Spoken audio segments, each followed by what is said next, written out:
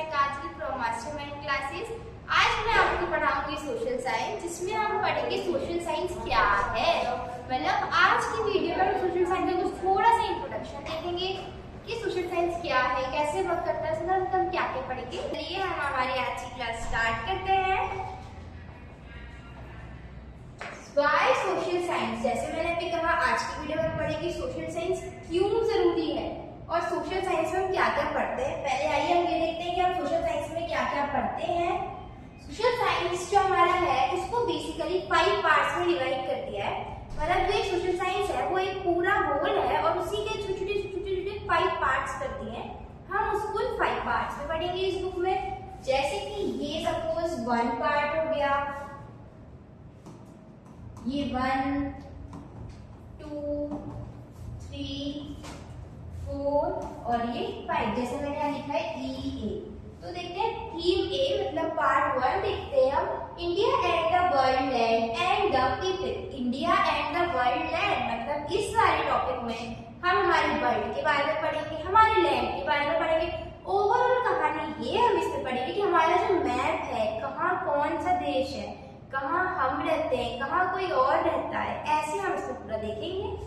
फिर है second part पे आते हैं टेपेस्ट्री ऑफ द पास्ट। मतलब हमारा पास्ट कैसा था, पास्ट में क्या क्या हुआ, पास्ट में क्या था, कौन था, किसने क्या किया, वो सब हम इसमें सीखेंगे।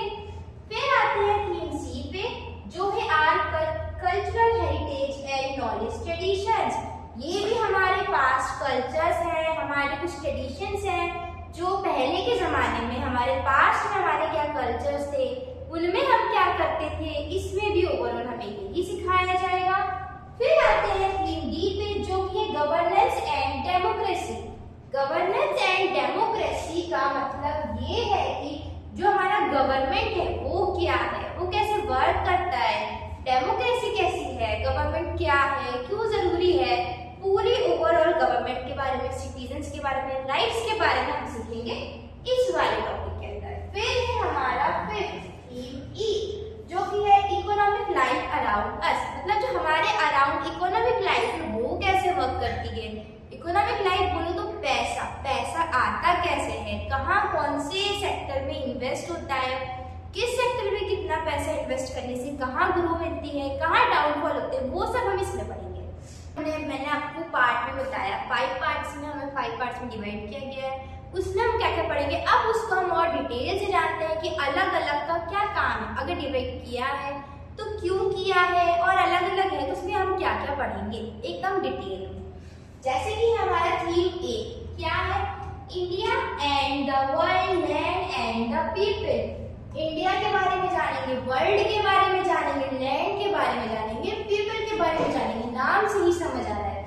अब जैसे किधर दिया है, this topic teach about the earth's main features like mountain, rivers and ocean. ये टॉपिक आपको अर्थ के बारे में बताएगा। अर्थ में कहाँ पे माउंटेन है, कहाँ पे रिवर्स है और कहाँ पे ओशियंस है, कौन सी जगह पर क्या है, वो आपको हम इस टॉपिक में बताएंगे। फिर है it shows how to read and use map. ये आपको शो करता है जो आपका मैप है। आपने मैप देखा होगा, इंडिया का मैप फिल करने को आता है।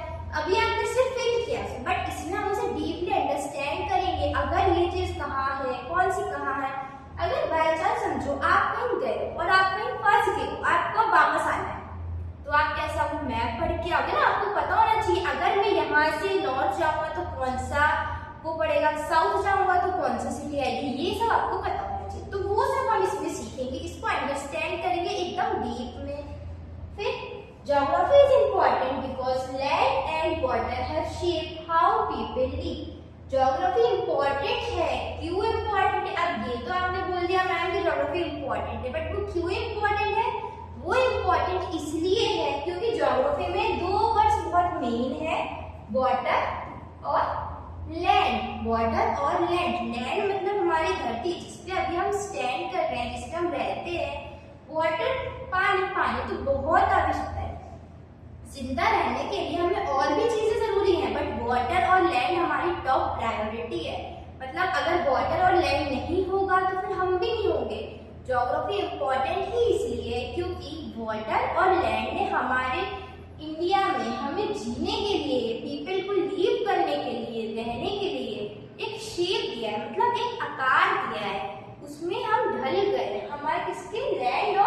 वाटर की मदद से। आगे देखते हैं, India's land and location help create its special and ancient cultures। जो हमारा इंडिया का लैंड है, लोकेशन है, अब जैसे कि हाँ मैंने बोल दिया वहाँ ग्वालियर है, वहाँ दिल्ली है, ये है, बट है तो वो क्यों है, वहाँ पे कोई ना कोई तो राजा था ना। हमारा एक जो कल्चर है, एंशिएंट कल्चर है, वो बहुत ही अच्छा है, उसको समझने में हमारी हेल्प करता है कि कौन सी चीज कहाँ से आई, कहाँ से शुरू हुई, ये सब समझने में हमें हेल्प करती है ज्योग्राफी। आई होप अब ज्योग्राफी में आपको क्लियर होगा। तो हम बढ़ते हैं हमारी थीम बी की तरफ, जो है tapestry of the past. Tapestry of the past के अंदर हम देखेंगे a tapestry is a big cloth with pictures और stories of it usually hung on a wall. मतलब जो टेपेस्ट्री है इधर बोला जा रहा है वो एक बड़ा सा क्लॉथ है, मतलब जैसे कि आप सब लोगों को एक एक्टिविटी बहुत पसंद होगी, आपका एक रूम होगा, उसमें आपने अपनी पिक्चर्स लगाई होगी, तो इधर बोला अंडरस्टैंड ये करो जैसे कि मान लो ये पूरा एक चार्ट है, अगर मैंने इसमें छोटी छोटी अपनी फोटोज लगा दी और अपने बारे में कुछ जैसे कि मतलब मैं 5 डेज पहले ऐसी दिखती थी, मैंने वो फोटोज लगा दी, एक छोटी सी उसमें स्टोरी लिख दी, फिर मैं 10 इयर्स बाद उसको देखूंगी तो मुझे वो समझ के याद आएगा, मतलब मुझे अच्छा फील होगा वो समझ देख के कि मैं पहले ऐसा करती थी, ऐसी दिखती थी, मैंने उस समय ये किया था, वो ये याद है, एक ये याद बन जाती है। सेम ऐसे ही हमारी जो हिस्ट्री है वो हमारा पास्ट एक याद है, उसको हम छोटी छोटी पिक्चर्स में, छोटे छोटे एसेज में हम उसे याद रखते हैं।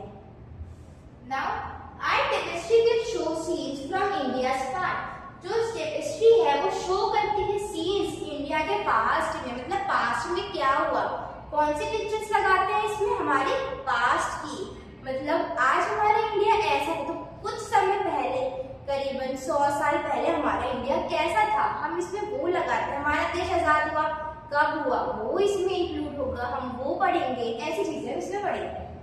Learning about the past help us understand the present. और अगर हमने हमारे पास्ट को अंडरस्टैंड कर लिया तो हमको ये हेल्प करेगा कि इसमें हमारे प्रेजेंट में, हमारे फ्यूचर में, मतलब अब पहले जो हुआ मुझे पहले वो समझना पड़ेगा तब तो मैं आज को सुधारूंगी।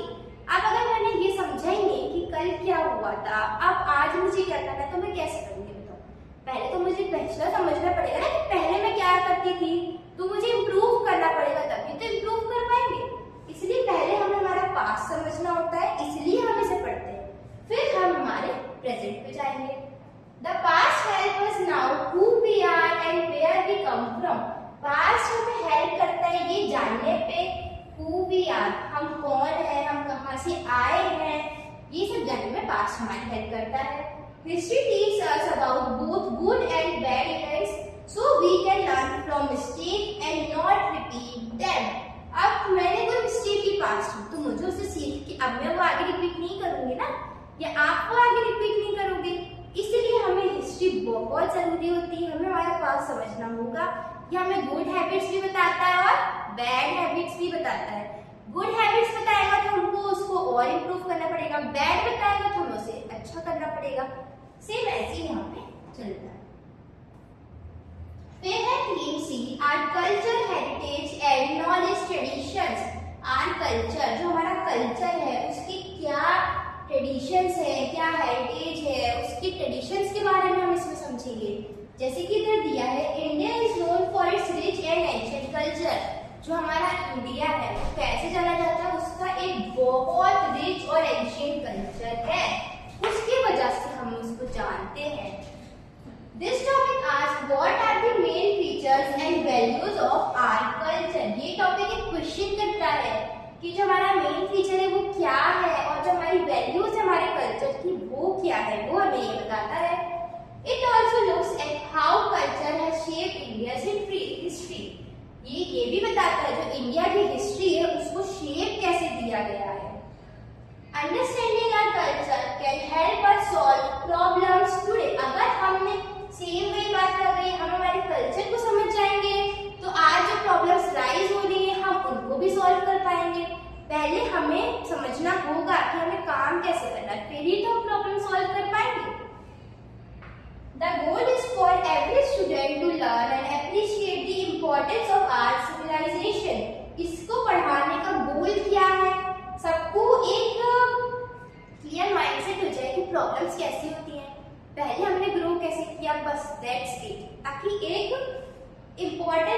सिविलाइजेशन को हम समझ सकें। इसमें हमारी गवर्नमेंट के बारे में जानेंगे, हमारी गवर्नमेंट क्या है, डेमोक्रेसी कैसी है। पहले दिया है citizen should know how there government work. Citizen को ये पता होना चाहिए, सिटीजन मतलब कौन, हमें ये पता होना चाहिए जो हमारी गवर्नमेंट है वो वर्क कैसे करती है। गवर्नमेंट बोलूँ तो जैसे कि हमारे prime minister part of government है, बड़े बड़े नेता हैं, वो वर्क कैसे करते हैं, वो वोट तो मांगने आते हैं, हम उन्हें वोट तो देते हैं पर क्या वो अपना काम करते हैं, वो हम इसमें समझेंगे। अभी तो हमें नहीं पता, हम इसमें समझेंगे वो क्या काम करते हैं। फिर हमारे पेरेंट्स को बताएंगे नहीं इन्हें वोट मत करो, इन्होंने इनका अकॉर्डिंग काम नहीं किया, इन्हें करो, इन्होंने काम किया, इसलिए हमें ये सब्जेक्ट बनना है। फिर India has the world's largest democracy with many levels of government. India के पास, इंडिया की बहुत लार्जेस्ट डेमोक्रेसी है जिसमें बहुत सारी लेवल्स ऑफ गवर्नेंस हैं जो हम इसमें अच्छे से स्टेप बाय स्टेप पढ़ेंगे। फिर है this topic looks at how the system works and how people take part. जो हमारा सिस्टम होता है पूरा वो वर्क कैसे करता है। अब मैंने चुन लिया पीएम मोदी है, प्राइम मिनिस्टर हमारे श्री नरेंद्र मोदी है, वो काम करते हैं बट वो कैसे काम करते हैं, सारे काम वो नहीं करते, उनके नीचे भी कुछ पोस्ट है, वो उनसे कैसे काम कराते हैं, वो इंस्ट्रक्शंस पास करते हैं, वो इंस्ट्रक्शन किसके पास पास होते हैं, कौन सा डिपार्टमेंट किसका है, फूड डिपार्टमेंट अलग होता है, वेलफेयर डिपार्टमेंट अलग होता है, सारे डिपार्टमेंट्स अलग अलग होते हैं, वो हम इसमें समझेंगे पूरा सिस्टम कैसे वर्क करता है। It also explain the right and duties, rights बताएंगे, ड्यूटीज बताएंगे सिटीजन्स की। मैं एक सिटीजन हूँ, मेरी क्या राइट्स होना चाहिए, मेरी क्या ड्यूटीज होना चाहिए मेरे देश के प्रति, वो हम इसमें सीखेंगे। We will learn about different governments in other countries too. हम हमारी कंट्री का तो सीखेंगे पर अदर कंट्रीज के बारे में भी हम इसमें सीखेंगे। Studying this helps us become responsible citizen and understanding how to make our voice heard. अब हमें ये तो पता चल जाता है कि हमें क्या राइट्स है हमारी, हमें कैसे बोलना चाहिए, बट क्या ये पता चलता है हमें किससे बोलना चाहिए। अगर मैं बीमार हूँ तो मैं पुलिस वाले से जाके थोड़ी ना बोलूंगी भाई मैं बीमार हूँ, डॉक्टर से ही जाके बोलूंगी ना। वही हम इसमें सीखेंगे, अगर मुझे मेरी गवर्नमेंट के रिलेटेड कोई प्रॉब्लम होगी तो मैं किससे जाके बोलूंगी, वो हम इसमें सीखेंगे। फिर है 3E, economic life around us. अब हमारे आसपास इकोनॉमिक लाइफ की वो कैसी है। अब family needs food, cloth, shelter, water, jobs.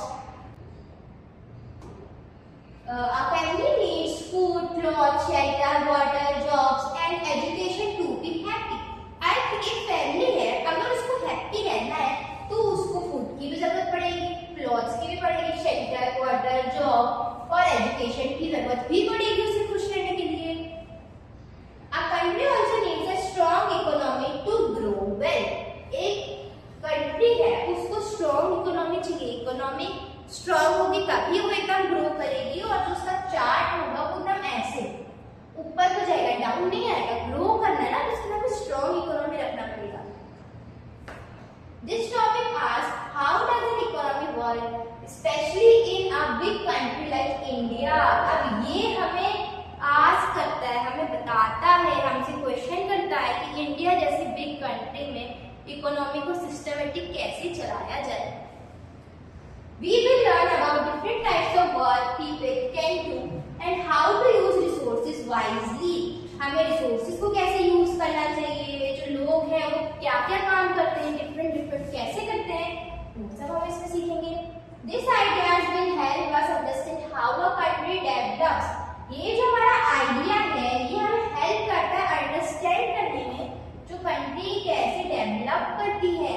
अगर आप आज से देखो 10 साल पहले का जो भारत था वो कुछ और था, उस समय तो आप लोग छोटे होंगे आपको नहीं पता होगा, पर अगर आप आपके पेरेंट्स से पूछोगे 10 साल पहले हमारा भारत जो था वो थोड़ा पीछे था, उसके बाद उसने इन 10 साल में कितनी तरक्की करी है, 5 साल में ही उसने बहुत तरक्की करी है, वो सब भी हम इसमें सीखेंगे ताकि आगे आने वाले 5 साल में हमारा भारत और तरक्की करे।